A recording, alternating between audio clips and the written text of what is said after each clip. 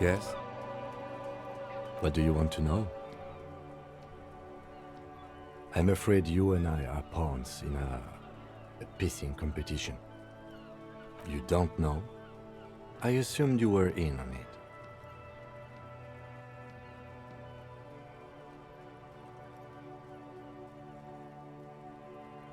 Better still than an imbecilic cop-off. It's just stupidity. The cop kind. Our precincts can't decide if Martinez is part of Jamrock or the Industrial Harbor. Yours or mine, as if we somehow own parts of the city. Typical street gang mentality. So we've let the Union make a mockery of law enforcement here. And now it's come to its natural conclusion.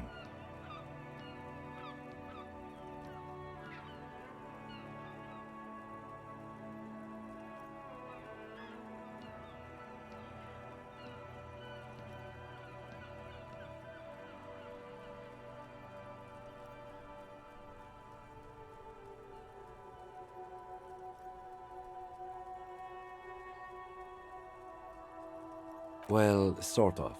It's less a matter of who gets to police Martinez than who has to. It's an orphan district, in other words. I think the dispatch desk just told both our stations about the hanging. There was quite the brouhaha at the 57th, I can tell you that. Time to settle it, they said. Cop off. But I assure you, I am not their finest or toughest, with 102 cases solved. What I am is least interested in a pissing competition.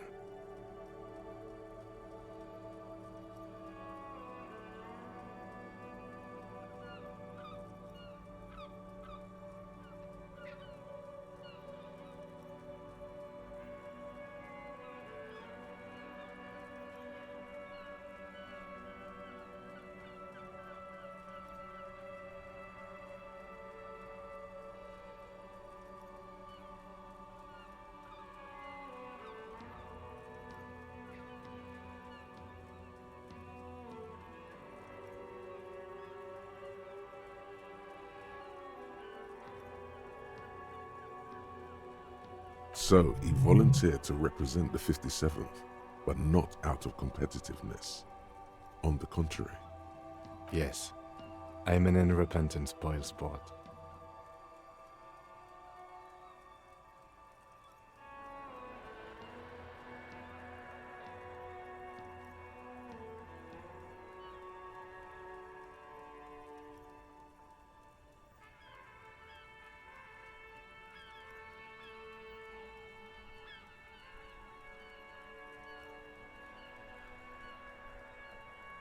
Martinez? Nothing. It's just a puddle at the end of some drain pipe. No one cares about this place. They care about sports. Most of our colleagues don't even know how to get here. North of the interchange doesn't exist.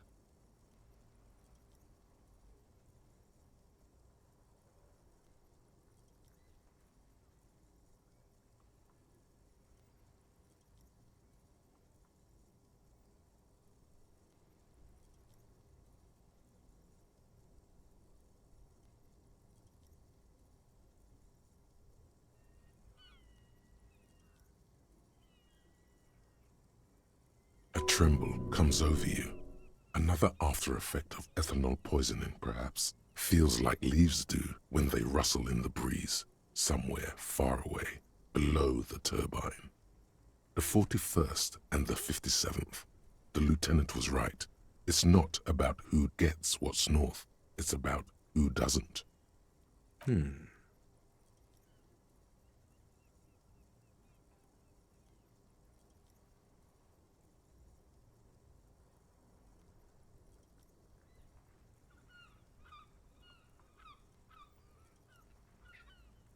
The silence carries. Yes, it's a wholly pointless matter. Forget I ever mentioned it.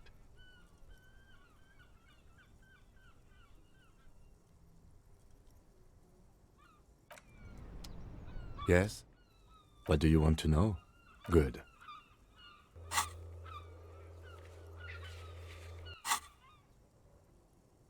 What do you want to know?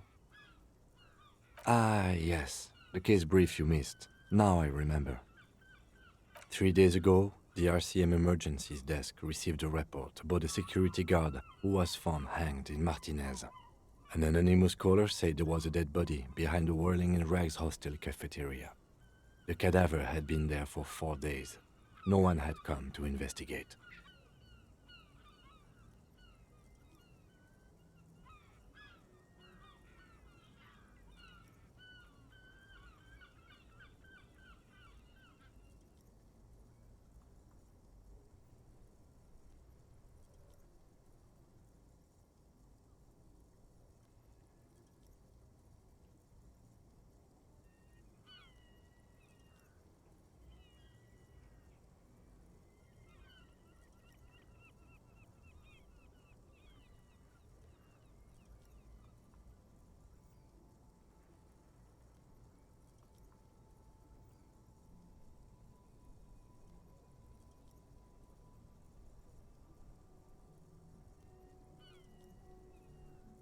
During that time, the victim had been stripped of his belongings.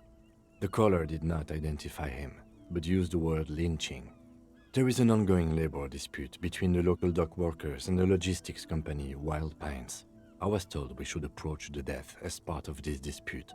A security guard or worker of some sort hired by Wild Pines. This was just hearsay from Martinez, of course. We need to find out the truth. They didn't identify themselves in any way. The tone was muffled using a device of some sort. The desk could identify neither the caller's age nor sex. There's a strong prejudice against involving the RCM in what's seen as union matters. The dock workers' union is the de facto police in Martinez. Now it appears they've started executing too. We cannot allow that. Just to be clear, we are police officers. It's our job to find the killer. That's the case. And no, it's not a particular... The lieutenant adjusts. Good.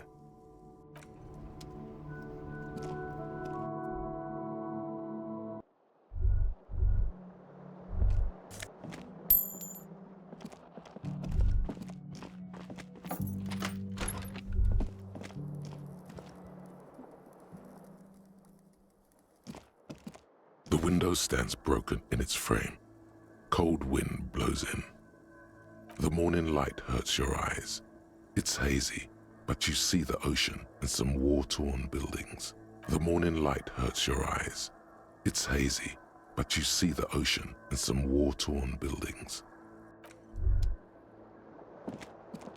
The bed is cold and not particularly inviting, but it's yours. The sheets look awful. The sheets feel at once coarse and clammy against your skin. The bed sags beneath your weight as you stretch out and finally close your eyes.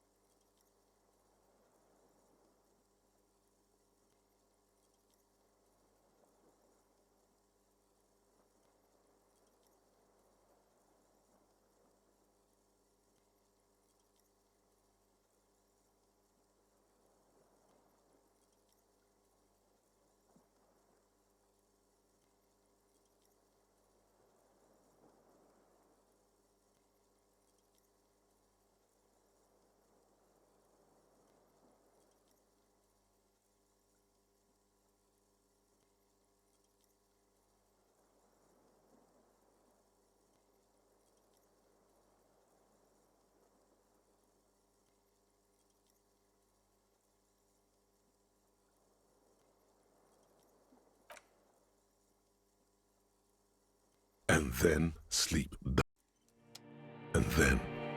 doesn't come. Maybe it's the bed's fault.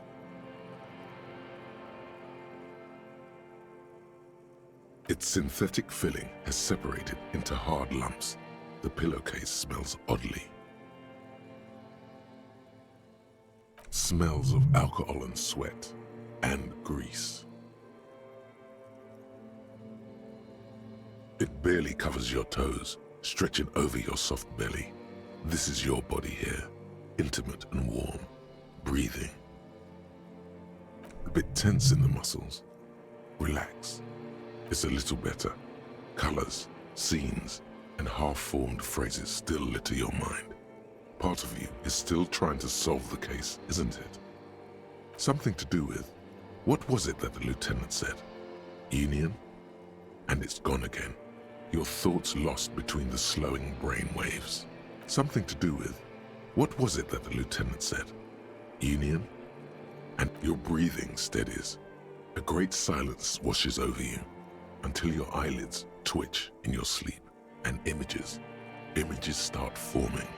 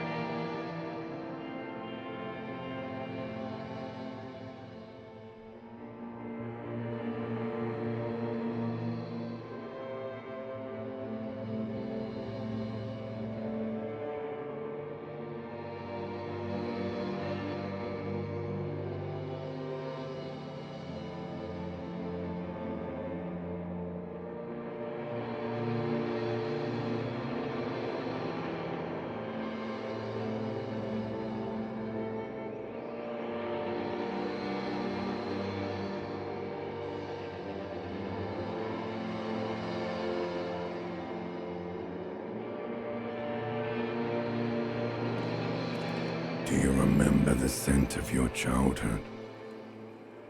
Do you remember your wife's hand on your face? You know who I am. I'm the bad day. The one where you ask her, and then later in the streets, wandering. It's the worst day of all time, Harry dear. And it's coming. She will hear about it on the phone.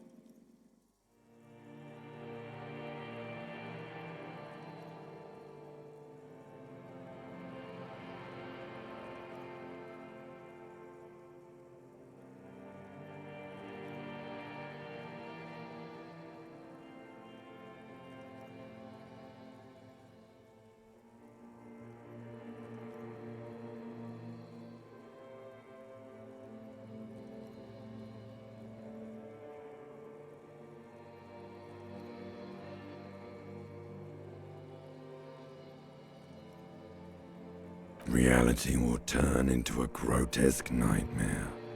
This will be the last thing you did to her. Tell me, do you remember the love of your life? Do you remember the warmth of her thighs, between her legs and in her mouth? That's right, funky baby. And you just stood there. One hand on the bottle and the other on your dick. Watching her go. Let it all be dragged away from you.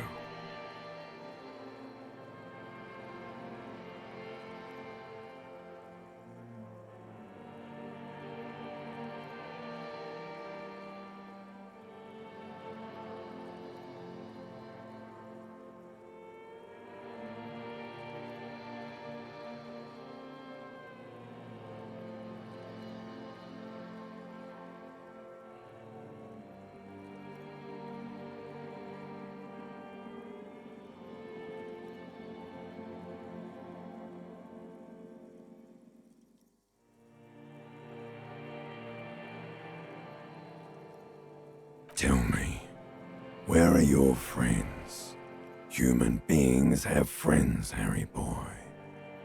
Where the... No, it's gone. 3 times gone and never coming back. You failed.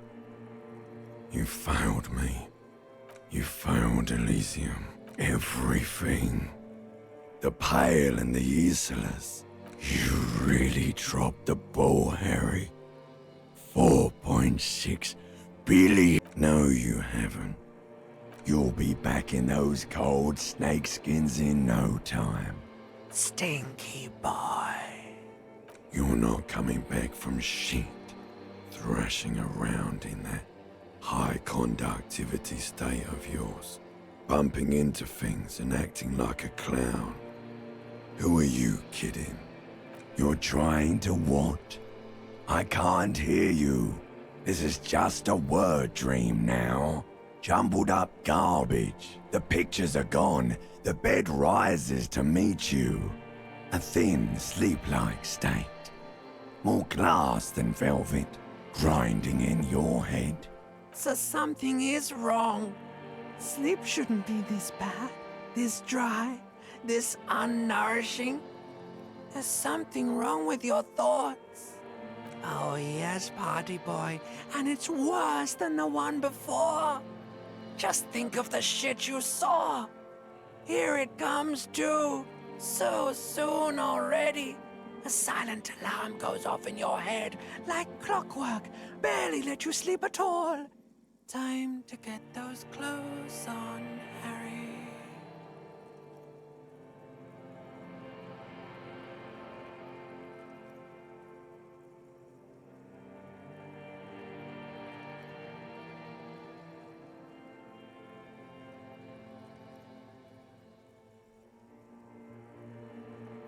Time to go to work in the shit factory.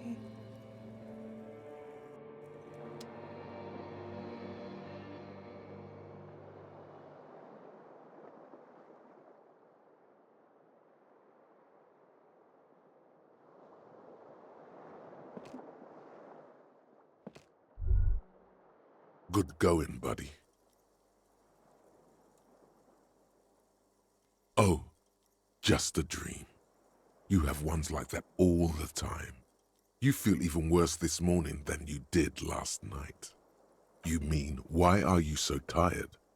Too tired and down to even think? It is worrying, isn't it? You can't be a detective like this. Detectives need to be able to think. It's just that your heart has finally pumped all the speed out of your system, Buster. Time to get some more. You're too weak to say no now. Waking up is the worst part. Maybe somewhere down the line you could decline. Speed is a potent central nervous system stimulant. It kept you propped up all day yesterday, despite your debilitating hangover. How else did you think you even got up from this floor? It's power, man. It's professionalism. It makes you feel like you're young again and ready to detect. Ready to go to war against the world.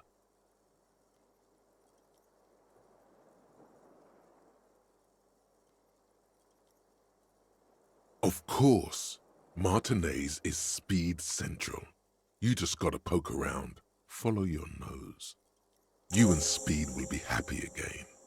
You will make her come home. This time, it will be different.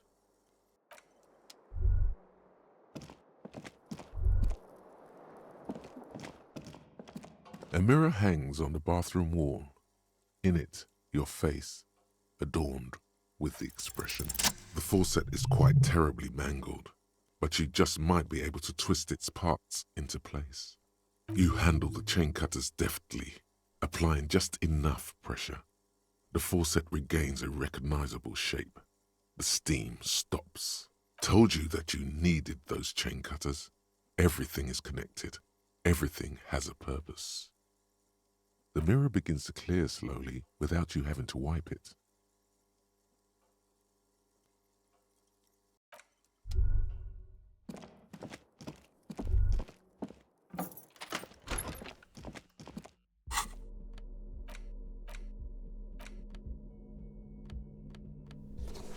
just a racist mug.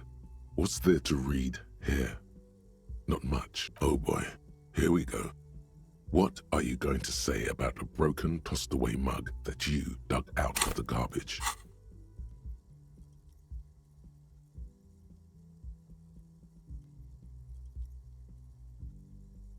So again, you dug it out of the trash. Why? It wasn't going to offend anyone there. Why don't you just get back to your case?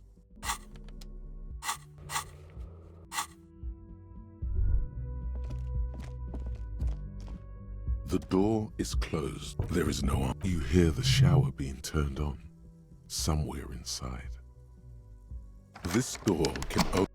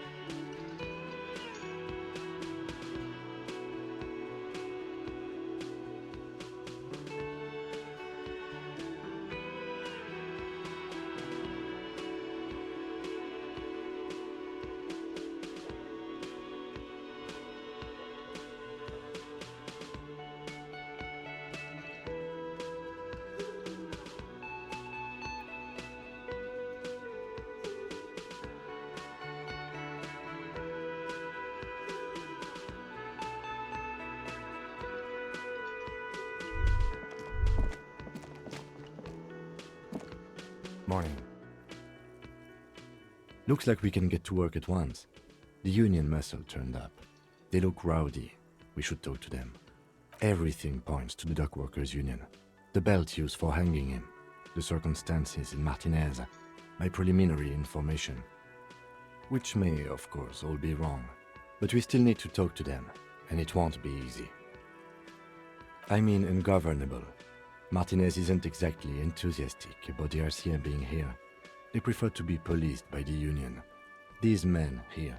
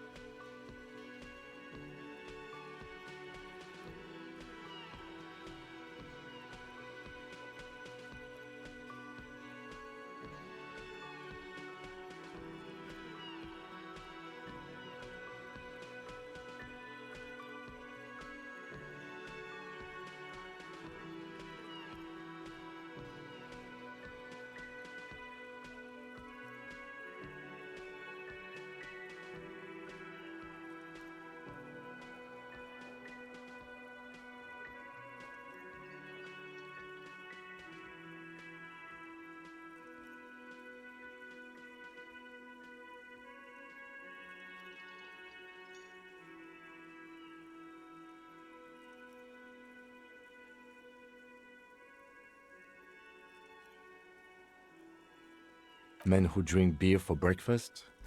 There's talk of an armed wing of the Union called the Hardy Boys, who are responsible for state policing. I think it's them. I completely forgot. Sorry, I had a rough night's sleep. It's them by the looks of it. Loud and nasty, just like the manager said. One loose thread less to worry about, and one big problem to replace it.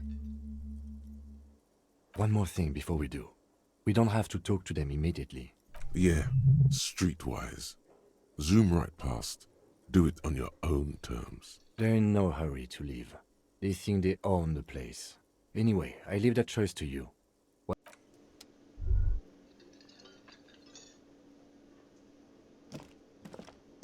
Can I help you?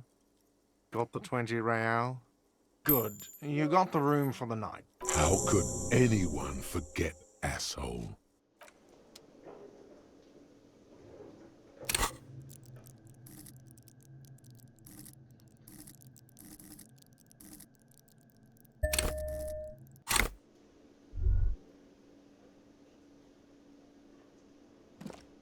Just a moment. She's agitated, judging from the way she keeps pulling at the frayed edge of her blanket. And there's no public phones nearby? The closest phone booth is down the coast. Sorry for the inconvenience, ma'am. It's fine, I understand. Thank you anyway. I'm glad to see you again, dear. Oh, please don't trouble yourself about me, sweetie. I was just hoping to make a call, but the Whirling's phone line isn't working. The union office probably has a phone, but I can't really get there, or to the phone booth down the coast. And Gary's phone is dead too. The manager was vague about it. Why would he be vague about phone problems? This is something to look into later. Ask God, maybe. To let the young woman who's house-sitting for us know that we may be delayed. Morel, my husband, and our friend Gary were supposed to get back by Monday night, but they're still missing, and I haven't heard from them. I was also hoping she'd heard from Morel. That's just it. This isn't like him at all. He always plans his expeditions so carefully. A cold breeze hisses through dense thickets of reeds. Something sweet in it, somnolent. A damp chill goes down your spine. When you look around, you're still in the whirling in rags. But you have more important things to worry about. Just some field work, sweetie. Morel is a highly trained scientist. He and his assistant Gary are studying an extremely rare species of insect. But they should have returned by now. They were just going down the coast across the waterlock to set a few traps. He said they'd be back on Monday. What could be keeping them? The waterlock, that was broken. Could this be it? Oh, sweetie, it's nothing like that. Gary's as loyal as they come. I trust him with my husband's life any day. Oh my, what happened to the waterlock? Oh, sweetie, if it weren't for you, I'd be looking forward to another sleepless night. Thank you from the bottom of my heart. You're welcome, ma'am. I hate to ask, but if your investigation takes you to the other side of the coast, please do keep an eye out for my husband. And if you see him, let him know Lena is waiting for him here at the Whirling. He gets so tangled up in his work that he may not know the waterlock's been repaired, and it's cold out there. Oh, you're such a dear. Thank you, sweetie. Oh, yes, a zoologist. A cryptozoologist, to be more precise. It's a pseudoscience that attempts to legitimize research into mythological beasts and urban legends. That's one opinion, yes. And people are entitled to their opinions. She's used to playing off such insults casually, but they still affect her. My apologies, ma'am. I did not mean to undermine your hobby. It's not a hobby, dear. It's a subfield of zoology, one specializing in animal species that are so exceedingly rare that many assume them to be extinct or even fictitious. Searching for such species called cryptids is difficult and often thankless, and frankly, many scientists are too lazy to do it. Universities these days are rarely interested in supporting real research. Oh dear, I'm not sure where to begin. Well, his expression is slightly grumpy, but his eyes are always bright and curious, like a small boy's. And his palms are quite coarse from all the field work, but he's quite gentle. Oh, well, he's a bit shorter than you, but with a larger frame, and he has longish white hair, usually a bit uncombed. You might say wild, even. The lieutenant pulls out his notebook and begins jotting down the woman's description. One other thing, he'll likely have all kinds of field gear on him, even if he's not out in the reeds, you know, just in case. I hope I've been useful.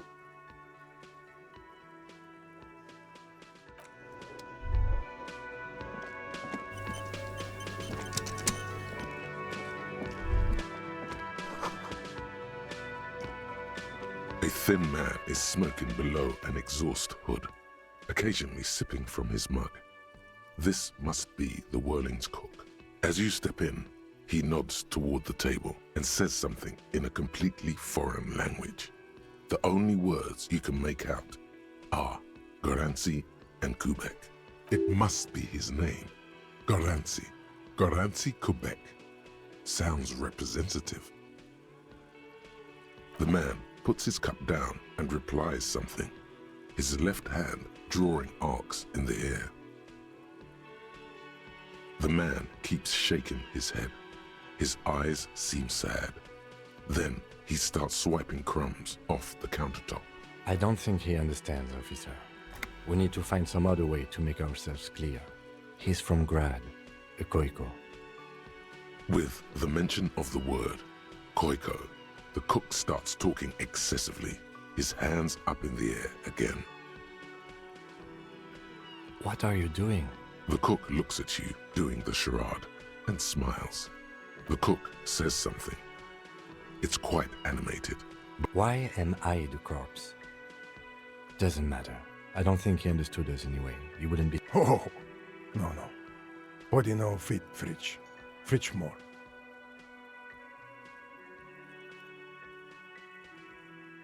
No. I know. Okay, we have our answer. It won't fit. We need... He smiles and bangs his ladle against each of his pots in turn. You see a heavy steel door with a prominent dimpled lock. It's painted blue. The cobalt blue surface feels rough to touch. The stainless steel door is flush with its frame on every side. Old cobalt paint, rough on the fingers. 40, 50 years since this was painted, maybe. The door does not budge. You do? It's a door in the back of the kitchen. Why do you care where it leads? The winch, outside, in the backyard. Remember? No? Your fingers do. Well, if there was a winch, I suppose we could look into it. As a side investigation. If you say so, Gart is the person to ask about this. The cafeteria manager.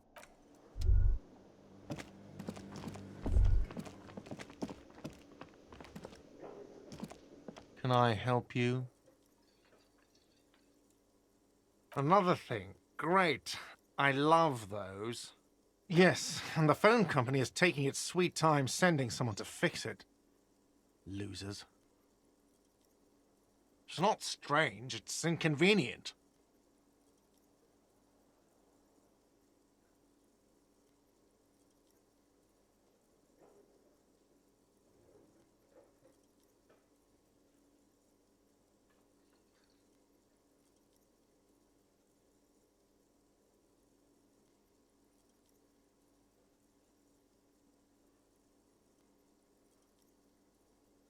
Who told you that? Fine, yeah, it looked like someone had messed with the wiring. It was shortly after the hanging, but I don't know if it's at all related. Plenty of arseholes around here who aren't murderers. If you do find out who cut the line, though, let me know, so I can forward them the repair bill. Oh, yes, that door, sure. There's nothing mysterious about it. It's just a door. No, I don't have a key. I don't know how to get there. And I don't care either. It's not like I've been wondering about it for 10 years. It's just a frit warehouse, probably. Or some boring storage space with a bunch of old junk and dust. Junk and dust. He's attempting to maintain an air of indifference. It's absolutely not convincing. Fine, okay, a little. But my job doesn't leave me time for wondering about one locked door in one of the cafeterias I manage. So I haven't opened it. I have cleaned the whole place 100 times over, though, after the animals. And I haven't... What are you, a cook now? That's none of your business. He wasn't pan-fried, he was lynched. What could the kitchen possibly have to do with... Fine, okay. The kitchen is closed until 1 p.m. because the... Yes?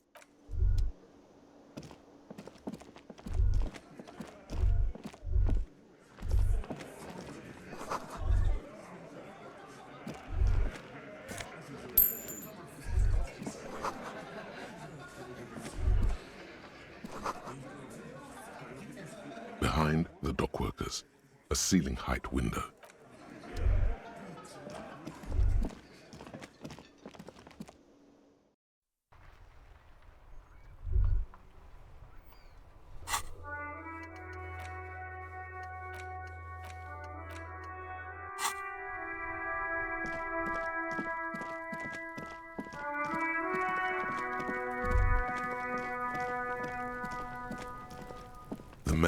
The lieutenant adjusts his glasses and takes a deep breath.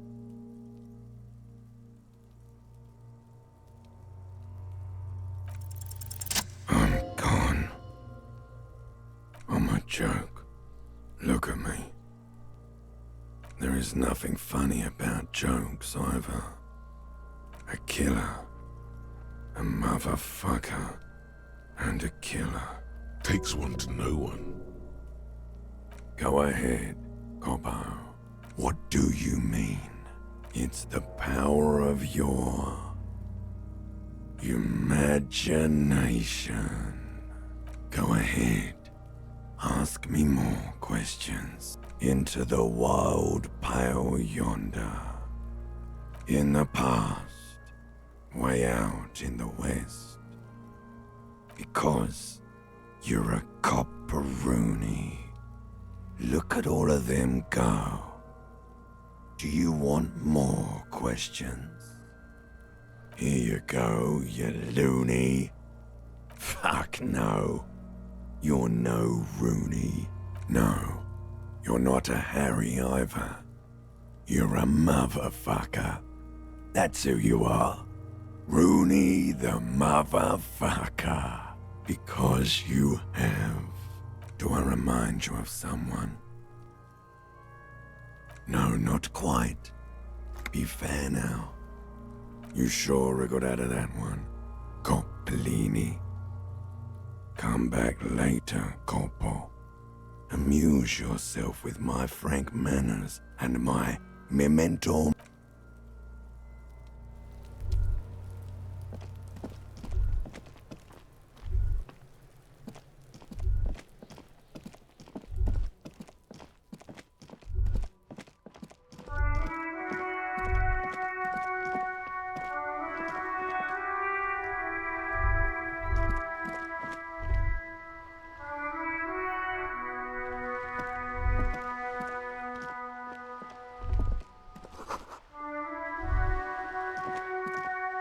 Hello again, sir.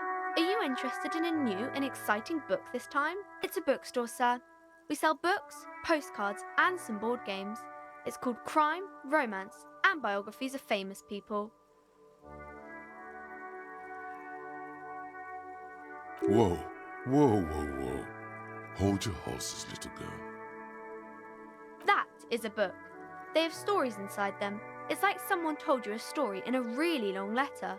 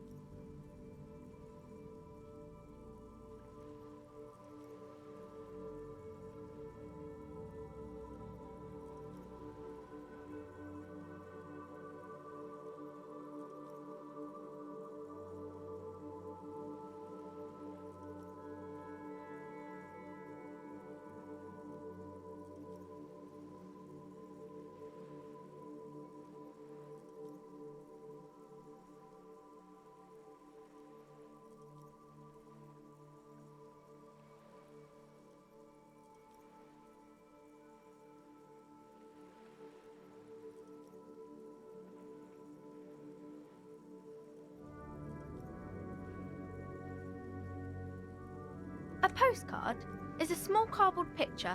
You can write a few words on the other side and send it to your friend or beloved.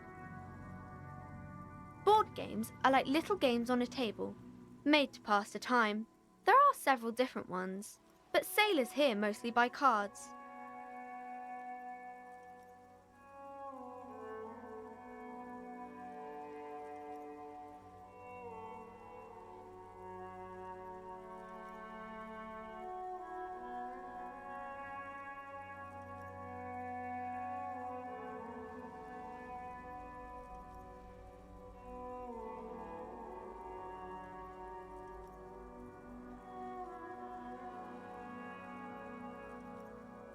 My pleasure. Anything else you'd like to know? Okay, sir. I'll try to answer any questions you have. I hope they're... A fridge? You mean like the ice bear fridge? Ice bear fridge? Yes, like a bear but white. There's a fridge below the building in the basement with red glowing eyes. I went back there once, behind the bookstore. Mum doesn't want me to go there anymore. Not that I want to. It was pretty scary. Yes. That's a problem. The only way in is through the bookstore, but my mum is pretty strict about not letting anyone in. But I don't know, you're a policeman. Maybe you can convince her somehow.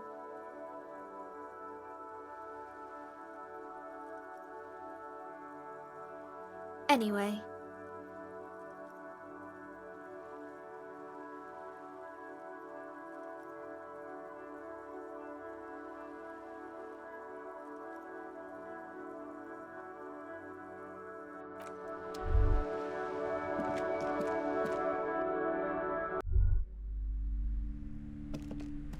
Hello again, esteemed officer, and welcome to Crime, Romance, and Biographies of Famous People. A fridge? No, I don't know anything about a fridge. Aren't you You see a set of tattered curtains blocking the way to another room. A strange cage-like trinket dangles from the curtains. Excuse me, officer. The back room is strictly for employees only. You see some kind of charm, an irregular polyhedron assembled from bones, sticks, and straw. Inside, a disturbing fish head with empty eye sockets stares at you. Aside from poking at it suspiciously, there is nothing else to do with the fish head charm at this time. The curtains remain shut before you.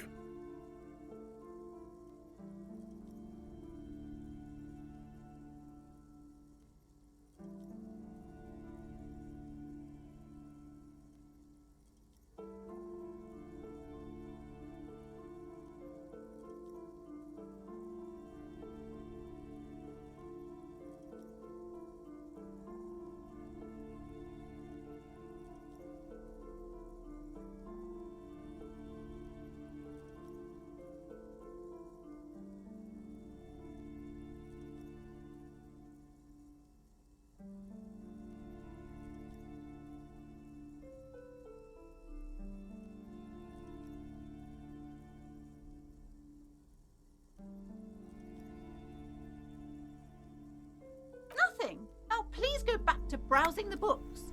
Don't you feel compelled to look at the books? The books are all you care about. Oddly enough, the more she tries to draw you away from the curtains, the more alluring they become. Just as you're about to pull apart the curtains, the petrified voice of the shop owner cries out once more. Sir, don't touch that. I told you it's off limits for the customers. Parapsychologically speaking, we're done if you decide to open them. I won't be held responsible for the consequences. She looks away, mumbling. Why is everyone always messing with the curtains? Why can't they just buy books like normal people? Everybody suddenly needs something from there. Leave the curtains be. It's what it wants. Okay, so what's in there has a will, and it wants you to enter? This is bad. Why? It's not like anyone was killed there. I am sorry, I don't mean to be so impolite. Just please don't go there. I can't allow that. You'll only make things worse and unleash the powers.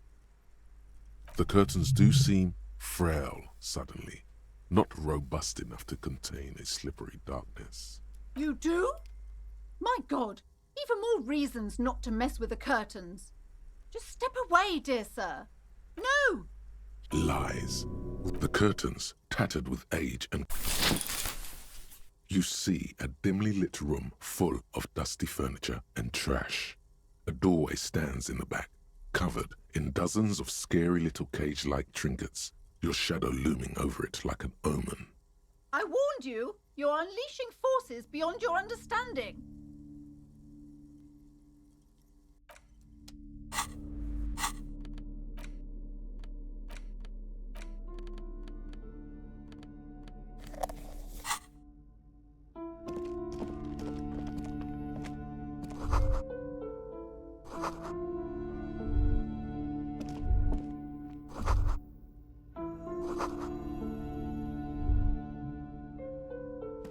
A heavy door with a missing handle stands before you, covered in dozens, if not hundreds, of little oddly shaped trinkets and charms. It appears to be locked. What if you just break it down? Only an echo. No one is there. A hollowed-out, dark echo. That's right. Take in your surroundings. You need to have a solid ground and a proper posture if you want to succeed. Steady breathing, solid core. You've got this. With one shoulder forward, you're ready to smash into the door like a battering ram. The room is dimly lit and littered with old barbershop rubbish, but the path to the door is clear. It's made of a solid block of wood, but it has stood there for ages. The hinges are old and coated with a carmine layer of rust. It should be doable.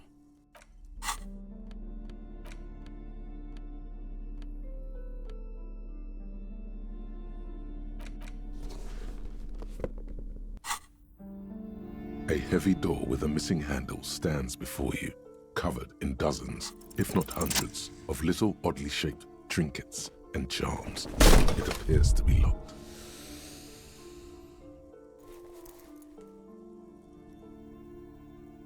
You smash into the wood and see a small crack appear on the door frame. It's going to take one more try to break through. You're not thinking of trying again, are you?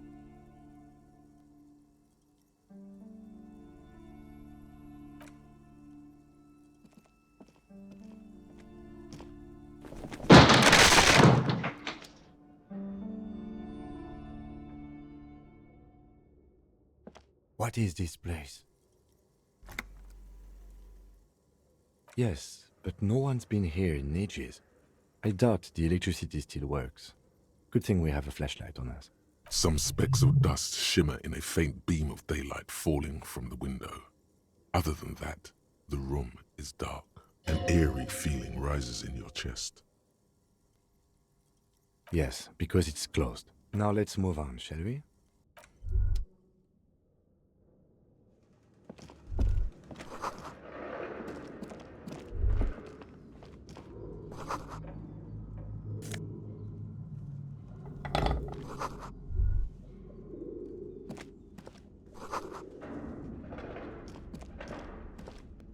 barbell lies on the floor.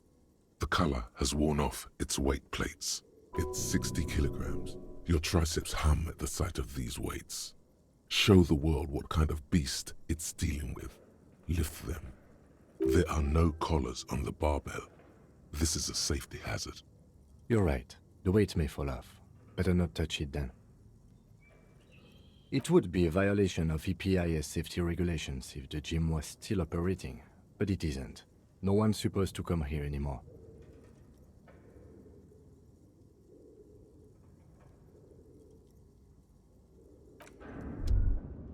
The barbell waits patiently on the floor, like a dog for its master.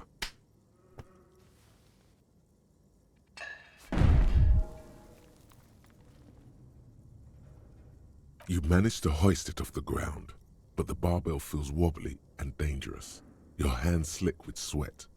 Turns out you're no beast, just an old man with bad form. Proper weightlifting gloves would definitely afford a better grip.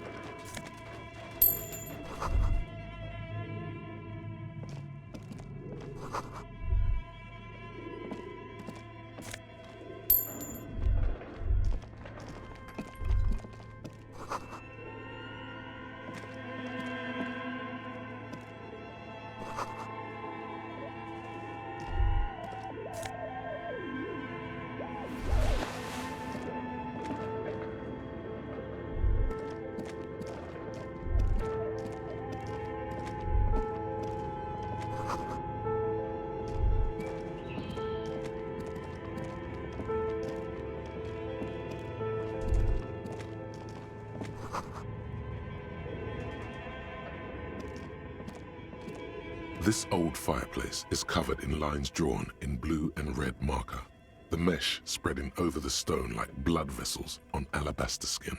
It looks ghostly and strangely ancient.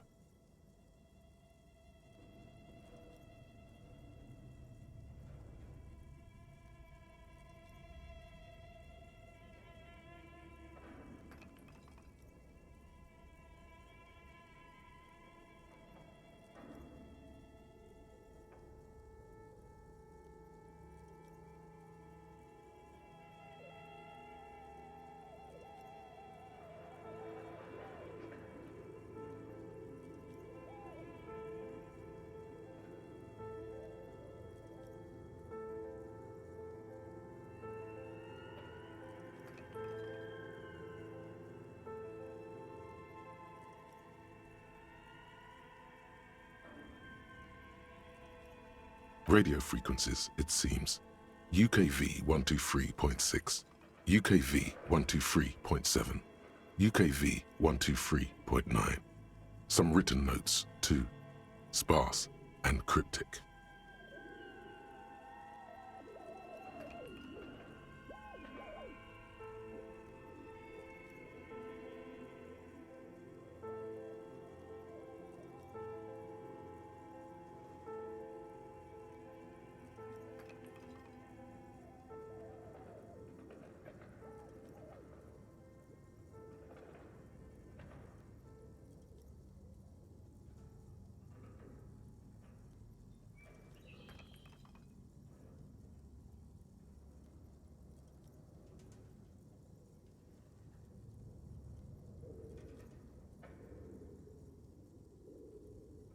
Unclear.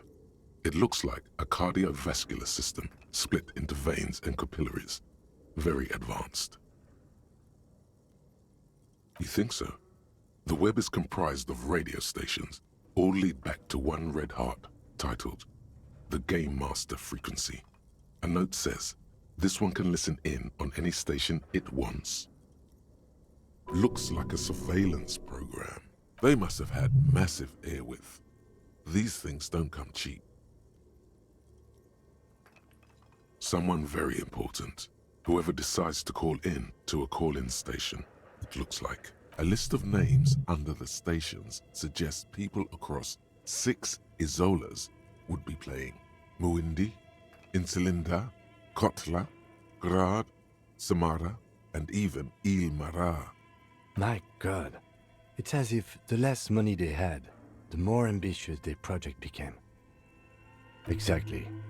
This schedule, I know doom when I see it. The company was running out of funding. Nothing. It's just lines on marble. An echo from times long gone. No one has used the fireplace in ages.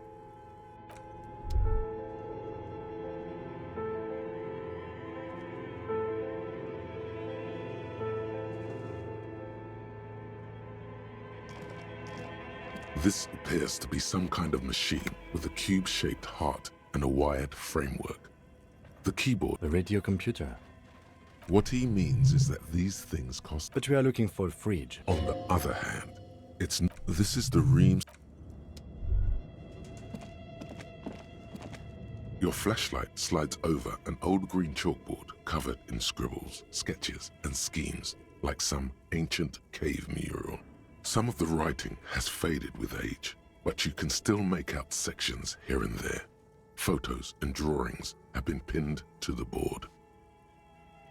These lithe, pointy-eared creatures appear to be different types of welkins. You make out autumnal candle welkins, casting wax-based magic.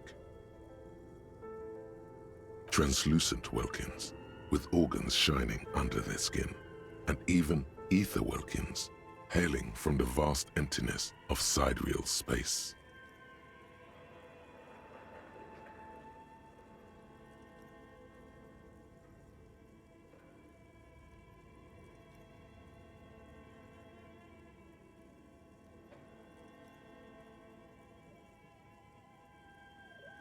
One of the welkins, towering among the rest, appears to be different, however.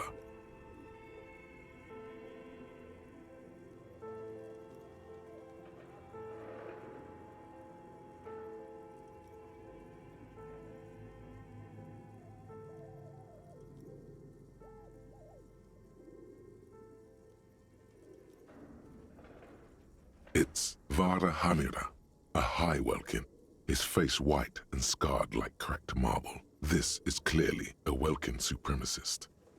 The note says, all non-Welkin races will be purged.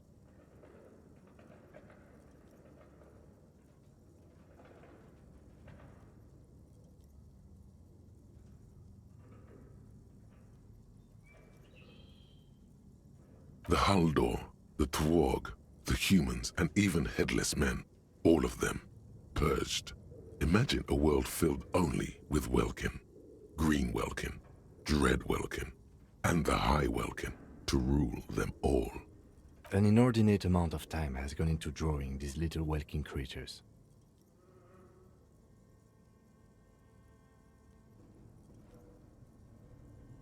Some people really like building a world, I think, even if it's just for a game.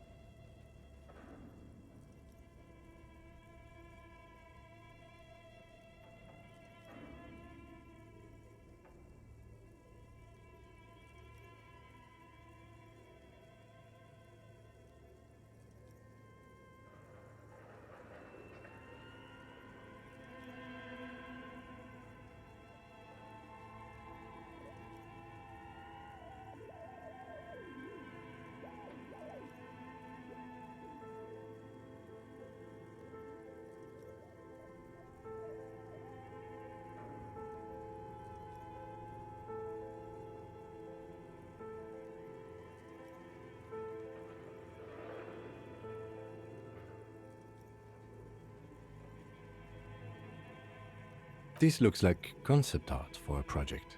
It's not really real. Political commentary. That one has a great beard too. Just look at those details. So much effort. The photo collage depicts barren, icy landscapes wrapped in perpetual night. You see permafrost and glacial landforms, dead trees grown in under the snow. Entire oceans have been frozen from shore to shore. There are pictures of settlements on dried-up riverbeds, abandoned in a storm. Animal corpses in the dark, carcasses and bones. Albeit dark and cold, this vision also feels cozy in its own way, like eggnog or morphine, a much needed.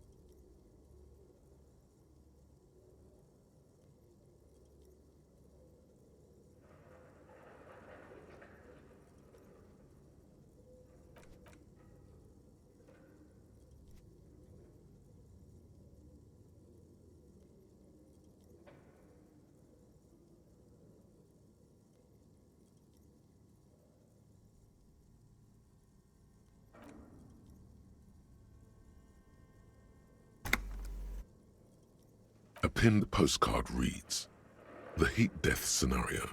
A desperate fight for geothermal energy engulfs the world as Wirral becomes untethered from its sun, drifting through the universe." This is a monthly calendar from the year 50. Cryptic words like sprint, daily minimi, and GPI span the marker-drawn grid, the grand scheme of production and money. It looks a bit like an academic calendar, only much more brutal. As time goes on, the numbers in the boxes grow rarer and rarer. The board becomes an empty snowfield in the final days. Only failure and regret dwell in this region. Looks like they didn't make it. A note in the bottom left corner of the chalkboard says, "See the prod schedule filament for details."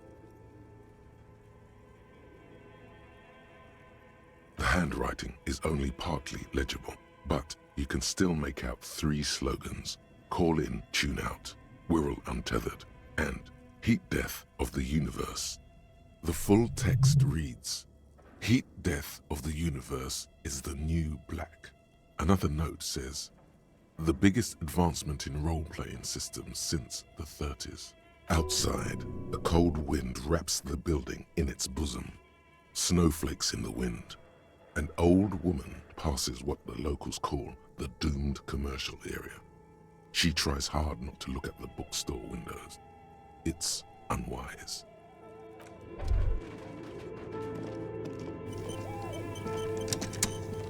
The dusty radio computer sleeps on its wired frame, forgotten and unused.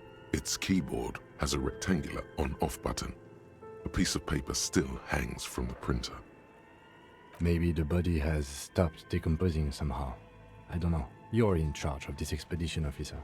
Is the lieutenant a little scared? Just now when he looked around. You can always do it after the fridge.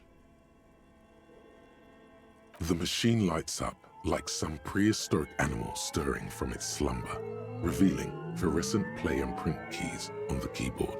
The hatch on the machine's central compartment is wide open. It's empty like a beehive without its brood. Some cables have been left dangling, disconnected. The filament you have would fit perfectly inside the compartment. Like a smooth drawer, the filament slides into place. On the keyboard, the play key starts blinking. A bar of fabric right above the keyboard starts producing a soft hum. The sound of static seeps through the machine's planar magnetic driver.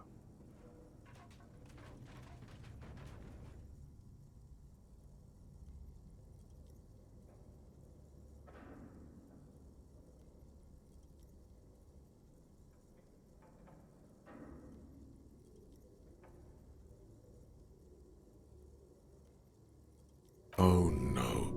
It was already glowing and now it's also making a sound. It's probably some alien CO-like technology. The static gets louder, slowly filling up the abandoned hall, until a voice speaks out, crackling and old, cutting into the air. Good morning.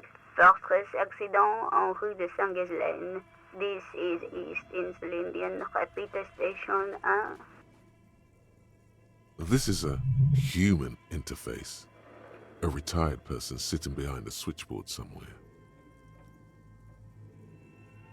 Please repeat. Is this the production schedule? The filament you have inserted into the reader. That was a question. Have you inserted it? Good. Please repeat the password. Received. I will register. That sounds bad. A login attempt. Don't worry. Passwords have a way of turning up. Fortress accident. Is there anything else I can do for Fortress accident? Is the company on whose name the terminal you are currently using has been registered to? One moment. Fortress accident SCA produces revolutionary interactive call-in radio games. That's what the catalog says. Any other questions? Thank you. Tiles on the cube are still smoldering. Casting the framework, nothing happens. The filament slides out. Okay, what do you think is going on with that computer, chalkboard, and fireplace? Yes, that is the question. Like he's ready to lay out a fine theory, crafted together like a puzzle box. It looks like one of those popular pen and paper role-playing games, only these people were trying to automate it, make it work on radio computers. Through call-in stations, none of the players have to be physically present. Anyone in the world can participate in the game, as long as they have a two-way radio.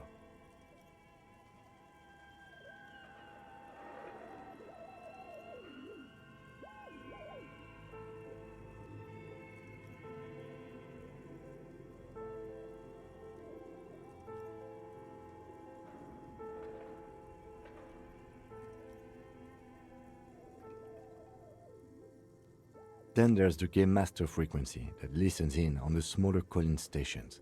I think that was supposed to coordinate the stories, functioning as a master of ceremonies of sorts.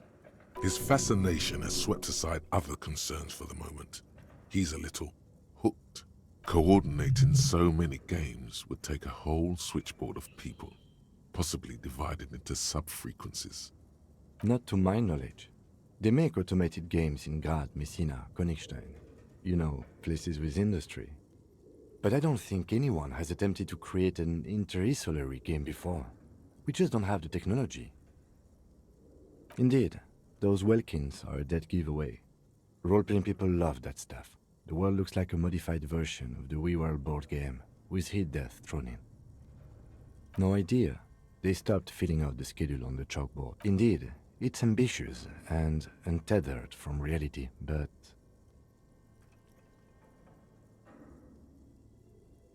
it's too late for that, I'm afraid. Okay, let's...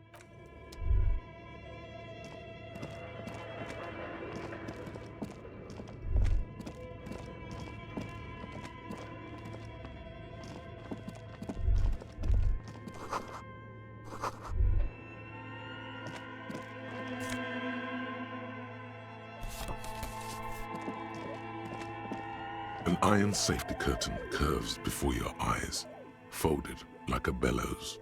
It covers half the room, blocking the way into a colossal industrial chimney. What an odd thing to do. Nothing happens.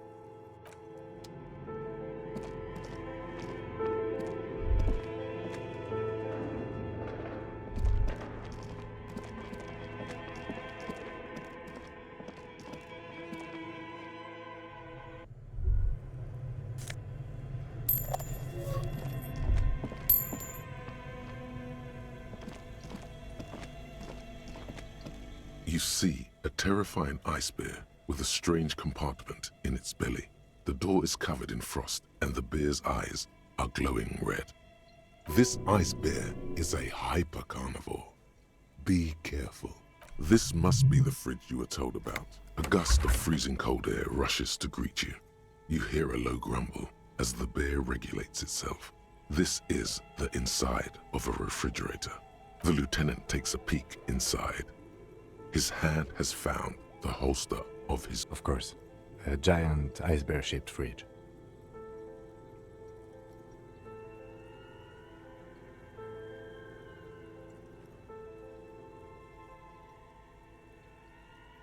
Just what we were looking for.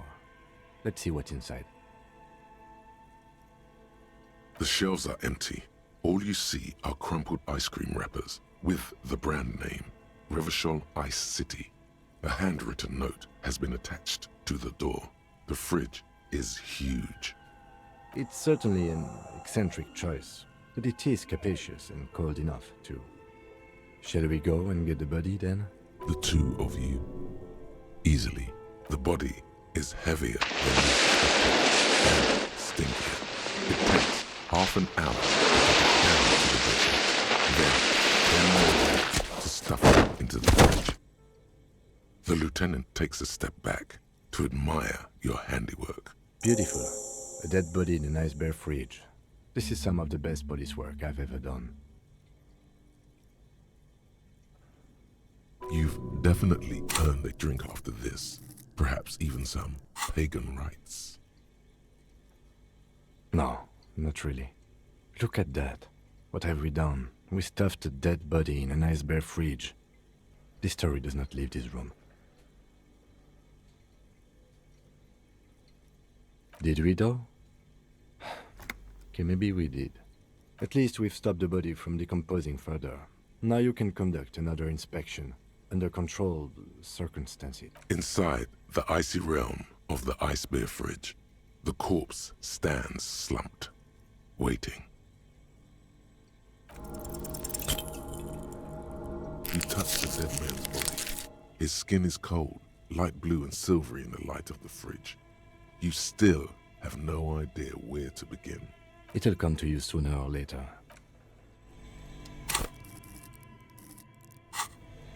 The bear's eyes are still glowing red.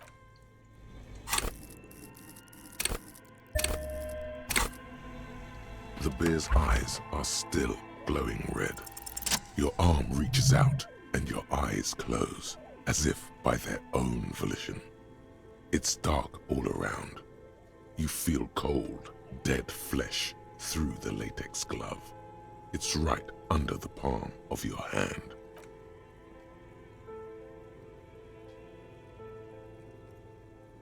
His face, his cheeks, his nose, his fat, swollen lips.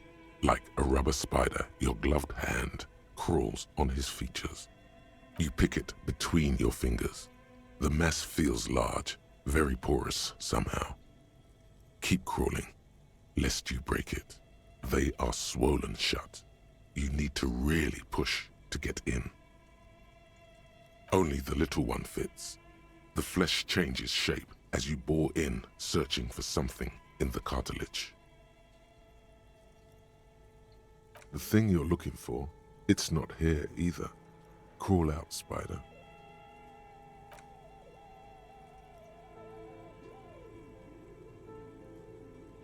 The oral cavity is cold and moist. A ball-like tongue attaches itself to the base of the mouth, lolling around like a scallop.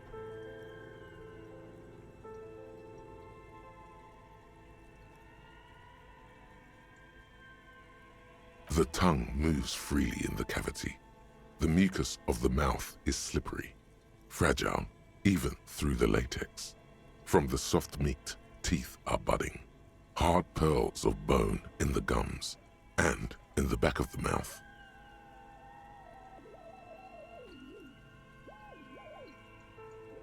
Can you feel it? You're so close. Rip his jaws open now. Look in. A vision of black and dark red death, pried open by your hands and studded with teeth. Looks like he's laughing. Death fumes rising from his throat.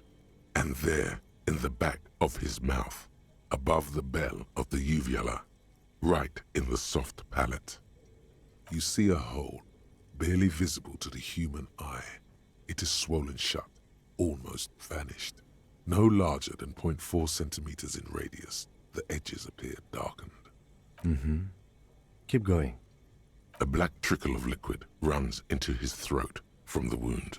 Your index fits right in there. A tight tunnel of flesh opens up. Tissue damage. Wide enough for 2 fingers. As you push both in, you reach through his mouth, right into his brainstem. Yes, that's what this part is called. You've seen the drawings. You've studied them. The basal ganglia feels clumpy. What entered here has torn apart his reptilian complex. The funk soul brother at the back of his head has gone dark forever. Your yellow fingers slide into the remains of the limbic system. There is no resistance. It's gelatinous. The slug-like structures are damaged too. The tearing extends deep into both hemispheres. The lieutenant answers with the sound of his pen on paper. Your fingers are all the way in now, reaching toward the inside of his skull. The cavity goes further. But the entry wound isn't wide enough for the rest of your hand to follow. All the muscles in your body harden. Your fingers reach toward his skull, his ice-cold serrated metal. The pain is barely noticeable under the adrenaline rush.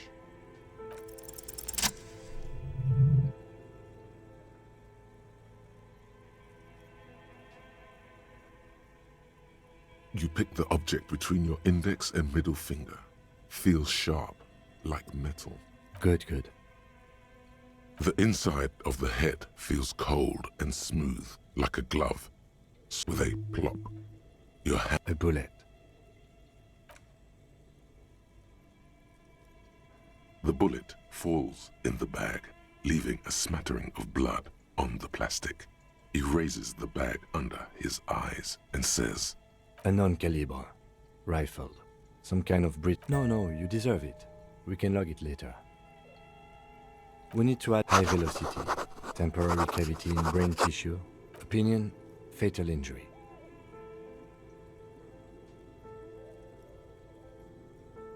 That was Dan. This time we have extensive tissue destruction away from... And one last thing. We should amend injury number 3. He's proposing the bullet was the real cause of death, and the hanging an attempt to conceal this fact. Yes, and the belt around his neck. The hanging. I have had my doubts. There have been other signs too. Small detail. Yes, we should take a...